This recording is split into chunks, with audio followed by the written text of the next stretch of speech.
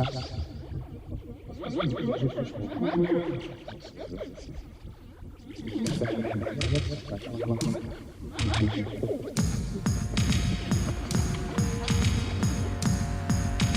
remember those early days as far as just the powder ride, and you hike up for an hour and sit there and tumble down the hill, hike back up, and it only takes a second to get back down, so I kind of learned to ride pretty quick to get some fun out of that long hike.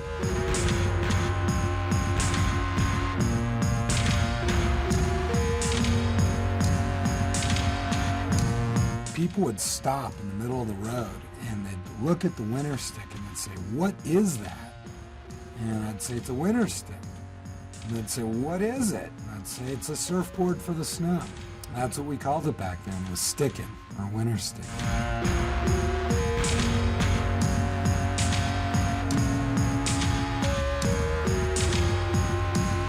We were all skateboarders, riding vert ramps and stuff, and we just started thinking about progressing some of the skate tricks on the snow and just doing some of the basic method errors and indie grabs and different things, and from there it kept going to where the sport is today.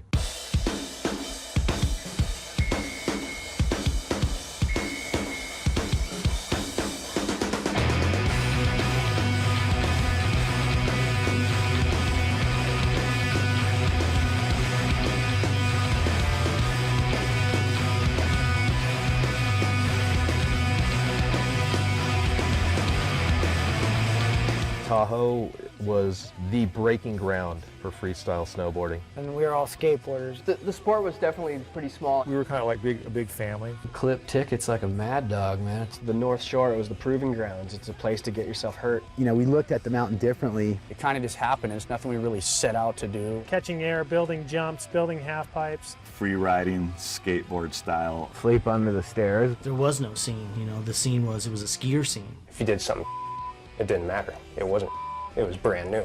It was just a magic time at snowboarding. But it wasn't anything about the fame and stardom because no one knew anything. There was no fame and stardom in snowboarding. It was just go out there and get as rad as you could, try to outdo the guy beside you. And it was such a camaraderie and such a friend thing. A cool sport to be in the beginning stages of, for sure.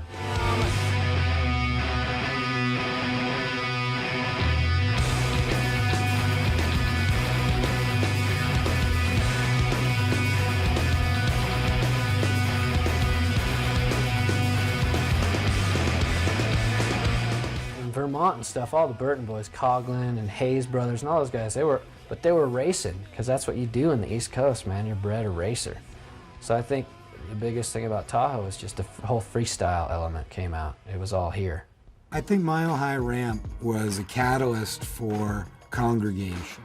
I remember some of those days, I guess late spring or whatever, when we had big winters, we'd be able to skate and snowboard in the same day.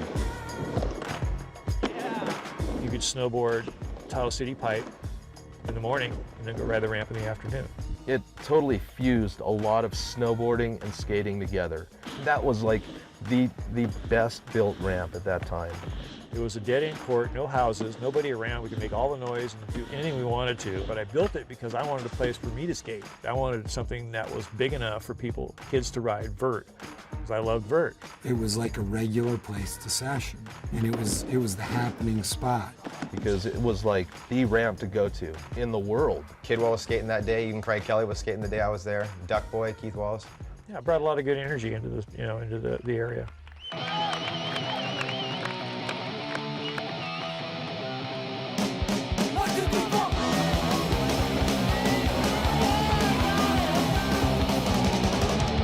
First Massacre at Mile High, Thrasher magazine put it on with Independent.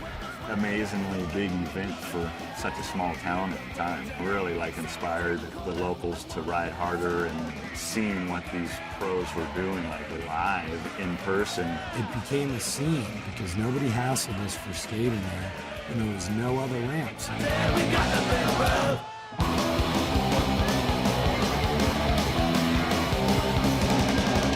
Next year, Massacre 2, Terror 2, 1,000 people showed up. People were hanging in the pine trees because you couldn't see from the ground. There was no bleachers. And I just backed my van up and shot the whole contest.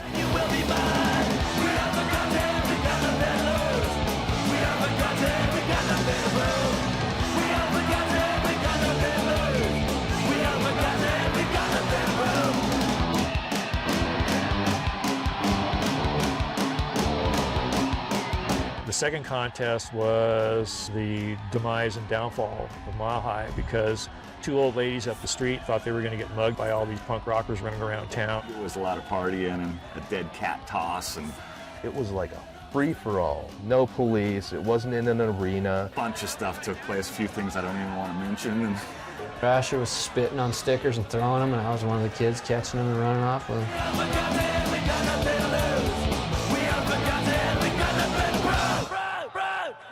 It was just this like magnet for everybody to congregate. Everybody was skating, and then everyone would snowboard. just gave us kind of the best of both worlds to be able to skate a cool ramp up here in the summer and have fun snowboarding in the winter. I was looking up to Terry all the time, and I'd hitchhike over there to ride with Terry and Bob and all those guys. He thought the world of, Terry, and he'd always hung out. He was like, half the time he would hitchhike up and stay at my house because Terry was there. Palmer would either hitchhike over or a couple times would drive over there and pick them up. And then we would have like a half-hour hike to get up there. If there was a lot of snow, it was kind of a slow hike. And I remember those days working on it way more than we got to ride it. You'd have to make like a ramp. You'd have to dig it yourself, We'd go out there with shovels and a case of Budweiser and just dig away until it was done, and then just hit it up.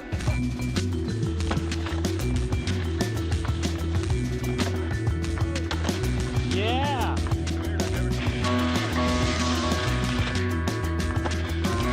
No, alley-oop!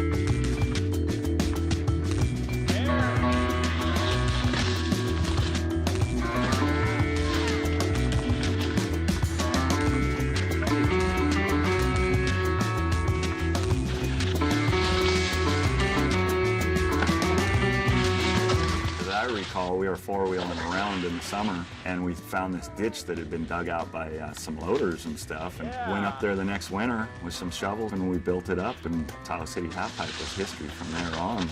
That was freestyle back then, because that's all we really had.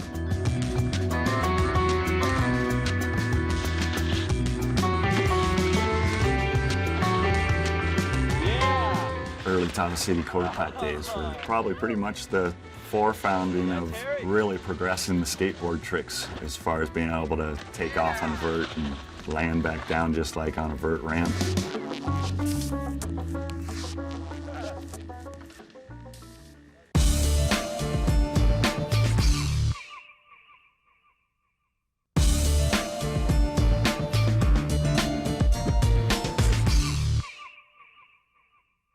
The Worlds was a really big deal back then. It was something. All of a sudden, we had something to really ride for besides just going out and screwing around. I couldn't believe that there was that many snowboarders in the world, let alone in one place. Didn't really know what to expect when we went up there.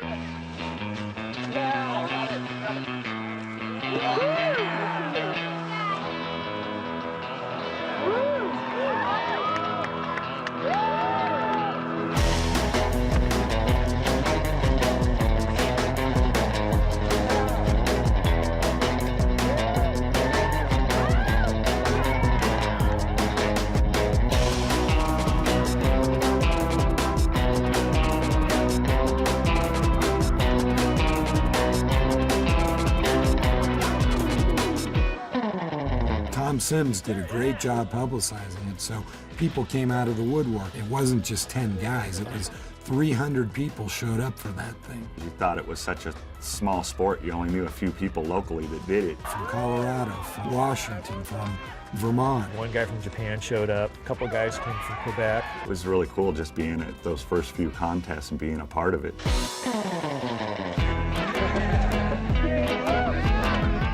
One thing we didn't have back then was actually a half pipe to ride and train in. I mean, that's pretty much where it was at, just friends pushing each other to get better.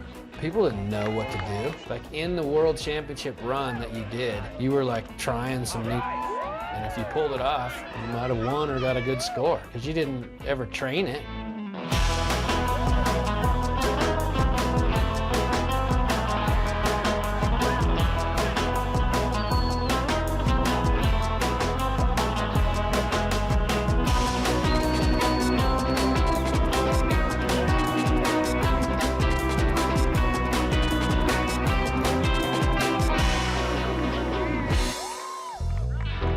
so much energy at the event. Everybody pushed each other and rooted and cheered because you wanted to see him either make it or just have the most hilarious wreck of their life, you know, which got even a bigger roar from the crowd. Everybody was just behind everybody.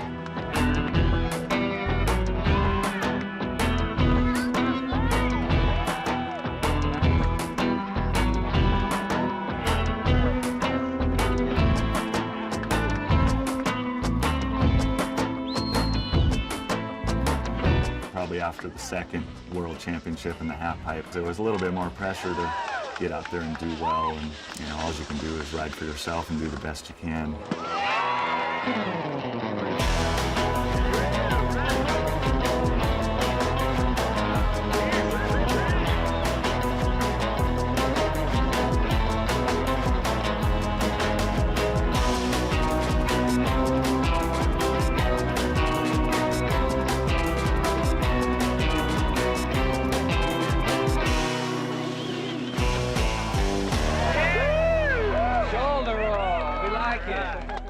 Downhill was like the most nuts event ever back then.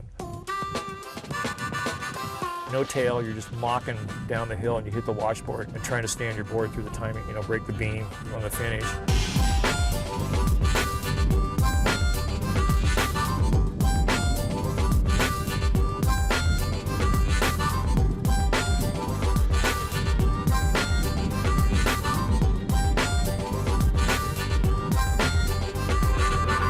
Crowds cheering at the start. Everybody who was waiting to go were like cheering the next guy going. You had people at the finish, you know, cheering the guys coming across the finish line. The guys that were like hiking back up or, you know, or on the lift, people were like yelling because the lifts were like right next to the course.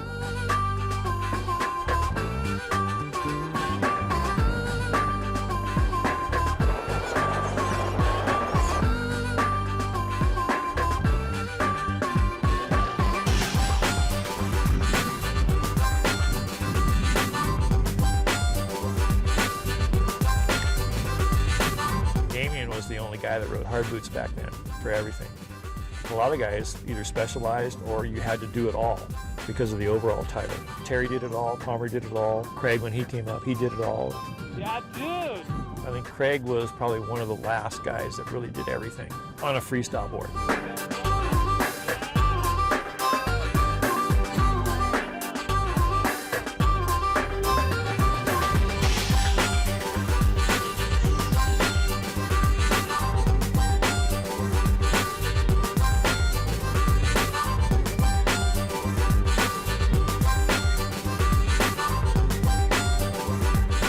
Met so many people that I had never met before, and so many people that showed up met people that they had never met before. The guys that ran the companies all, you know, hung together and, you know, partied together and got crazy together and got arrested together.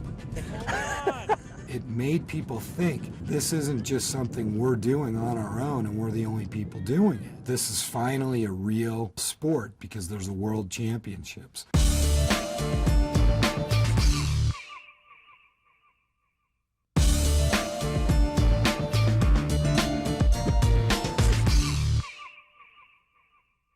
Terry Kidwell, man. If there's anything out of this industry, it's Terry Kidwell. Yeah! Kidwell had the style back then, man, you know?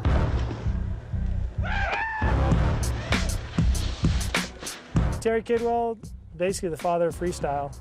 We wanted to be like Kidwell. Back then for style was obviously Terry Kidwell. Kidwell is the reason that we're all sitting here today, I'll tell you that. King of freestyle. There's nothing negative you could ever say about Terry.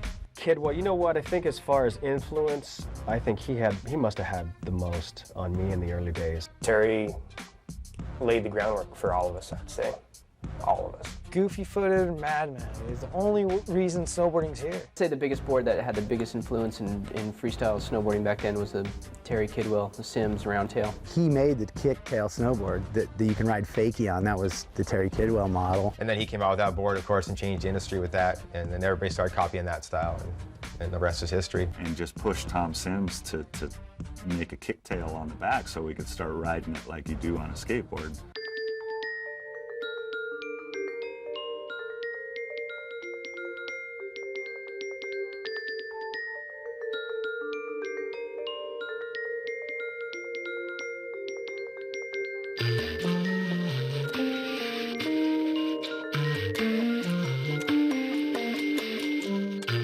was another scenario of just driving by and we saw this big wave that had built from the wind.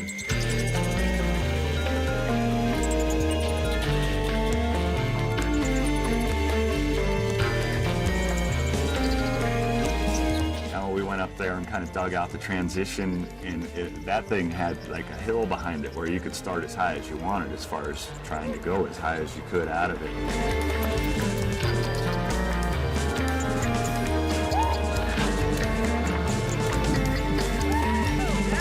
Yeah, it was another one of those small session things where just a couple of us friends really knew about it at the time, and we'd just go up there and session like all day long.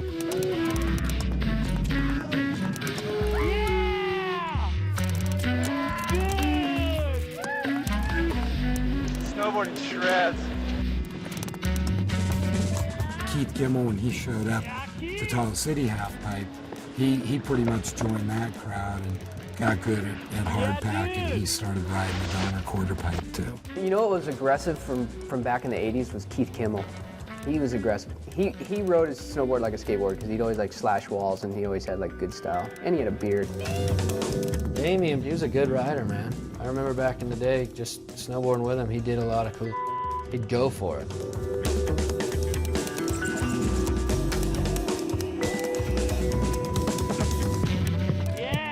Kidwell was our mentor for me, Shaun, and all the guys who were like us back in the day. We were the young kids who were trying to chase Kidwell's style. He was the man around Tahoe, and everybody knew it. First trick that came to mind when we started snowboarding was to catch method airs. I mean, we were doing that off straight jumps before we got into the quarter pipes anyways.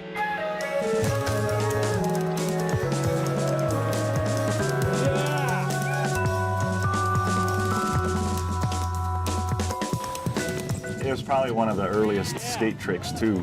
I remember just coming down into those after having some experience from the Tahoe City quarter pipe and trying to get a little more speed to go out a little higher.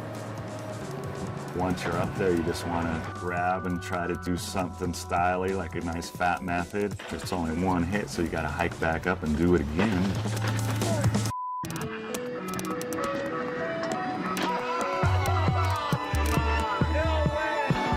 Doing rocket airs in those early days was completely like seeing Christian Hosoi do that on a skateboard. Hosoi, like I said, from skating, he was my biggest idol, and then Terry was my idol in snowboarding.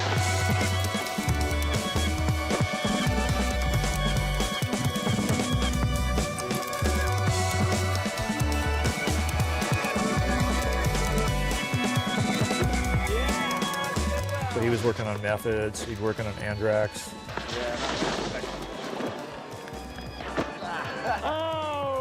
At one point, I started thinking about trying to throw a 540. The only one you could really do it because the wall was better, the drop in was longer, and you get more speed, and you could go bigger, was up at Donner. And you had that cornice with the lip on it, and we could actually work it till those oververts would throw you out, and you could get big, and then it would actually throw you into a McTwist almost. And I guess it was possibly the first McTwist ever thrown was up at that Donner Ski Ranch quarter pipe. I think I remember a lot of screaming going on. People were stoked, and I probably had a big smile on my face too. McTwist, the real McTwist back in the day, you know? All flopped and sweet looking. It's awesome, man. I love Terry. Just from his riding alone, nothing else. Just from watching him ride and the way he, you know, put his board where he wanted it and the way, you know, it's great, man.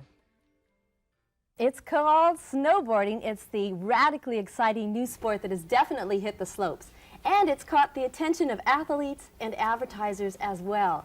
Tom Shea is the International Snowboard editor and publisher, yes? That's right. What's going on with snowboarding today? Well, as you can see from the film, Dorothy, snowboarding is an exciting sport. It's on the brink of a huge surge in popularity throughout the world.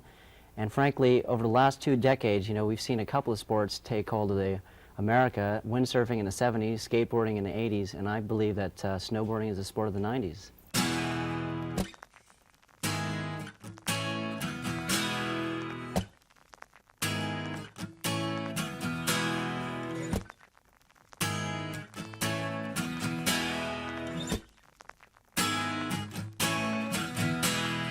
Take a drink and laugh out loud. Look around, look back down, you're a one-man crowd. And the words just flow on out. I just said that so I would have something to say. Think again. Hey, you know, we can all come and ski, but our son or our daughter or you know, someone else in the family can't snowboard here. Brad, I'm sorry, we're running way out of time. Listen, thank you all for coming today. I hope you've enjoyed our segment on snowboarding. See you next week, and happy snowboarding.